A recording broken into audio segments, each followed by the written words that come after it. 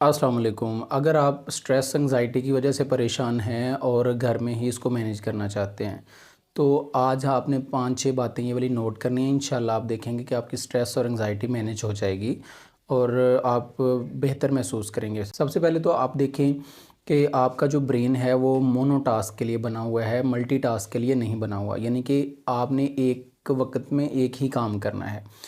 For example हम मिसाल देते हैं कि आप ड्राइव कर रहे हैं और साथ आप फ़ोन पे लगे हुए हैं या कोई और काम साथ कर रहे हैं, तो आप देखें आपका ब्रेन सही मैनेज नहीं कर सकेगा आपकी बॉडी को और ना ही आपकी बॉडी की अटैचमेंट होगी आपके ब्रेन के साथ, तो फिर एक्सीडेंट का चांस ज़्यादा हो जाता है। दूसरा काम आपने ये करना है कि सुबह उठते ही आप जो है वो सोशल मीडिया के ऊपर न्यूज़ मत सुना करें। आपका ब्रेन अभी असल में जागा नहीं है और आपने जब फ़ौरन न्यूज़ सुनना शुरू कर दी, कोई मुल्क में कोई बहरान है, कोई सैलाब आ गया, कोई ज़लज़ला आ गया है या कोई जंग छिड़ गई है, कोई ऐसी ख़बर है जो सियासी है और आपके ख़िलाफ़ है, आपका ब्रेन जो है वो फिर स्ट्रेस में रहेगा क्योंकि कार्टिसोल हार्मोन पैदा होगा। आपकी किडनी के साथ 2 ग्लैंड्स हैं, एड्रिनल ग्लैंड्स, वो फिर कार्टिसोल हार्मोन को पैदा करेंगे।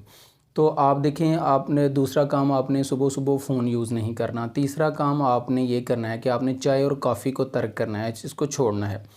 जो हमारा जो गुड हार्मोन है, रिलैक्स करने का हार्मोन है, एडिनोसिन, ये उसको कम करती है चाय और कॉफ़ी। जब ये खुश रहने का हार्मोन कम होगा तो फिर हम कैसे खुश रह सकेंगे? हम स्ट्रेस और एंग्ज़ायटी में रहेंगे। चौथे नंबर पे आपने जो काम करना है वो अपने आप को फ़िज़िकल एक्टिविटी देनी है। आप सारा दिन अगर परेशान हैं तो रात को यही परेशानी और स्ट्रेस लेकर आपने नहीं सोना। आप फ़िज़िकल एक्टिविटी करें, कोई क्रिकेट खेल लें, फुटबॉल खेल लें, रनिंग कर लें, दौड़ लगाएँ, चिन अप करें, पुशअप करें, कुछ ना कुछ आप ऐसा काम करें कि आपको पसीना आ जाए और आप देखें आपकी कार्टिसोल हार्मोन का लेवल कम होगा तो आप बेहतर फ़ील करेंगे। 5वें नंबर पे आपके जो ख़यालात अगर आ रहे हैं आपको, तो आप उनको एक्सप्रेस करना शुरू करें, आप लिखना शुरू करें या किसी से बातचीत करें, किसी को बताना शुरू करें। अपना एक दोस्त बनाएँ जिसके साथ आप खुशगपियाँ कर सकें, बच्चों के साथ टाइम स्पेंड करें अगर आपको अच्छा लगता है तो। 5वें नंबर पे आप 6ठे नंबर पे आपने ये काम करना है कि लोगों को हमेशा खुश करने के लिए येस नहीं कहना। कभी नो भी कहें, अपनी मर्ज़ी भी बताएँ। आप कोई काम नहीं कर सकते तो अब कभी भी उसको मत आप उसको टिक करें कि मैं ये करूँगा। आपसे जो काम नहीं हो सकता आप देखें उसको इनकार करें। यानी कि पावर ऑफ से टू नो, यानी कि इतनी पावर होनी चाहिए कि आप किसी को नो कह सकें। 7वें नंबर पे आपने अपनी एक शेड्यूल बनाना है कि आपने क्या-क्या करना है।